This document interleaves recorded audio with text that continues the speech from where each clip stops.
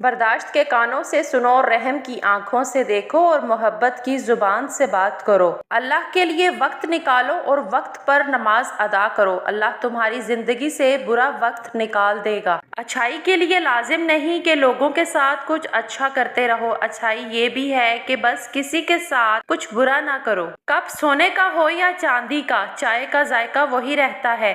سچے لوگ بھی ایسے ہی ہوتے ہیں۔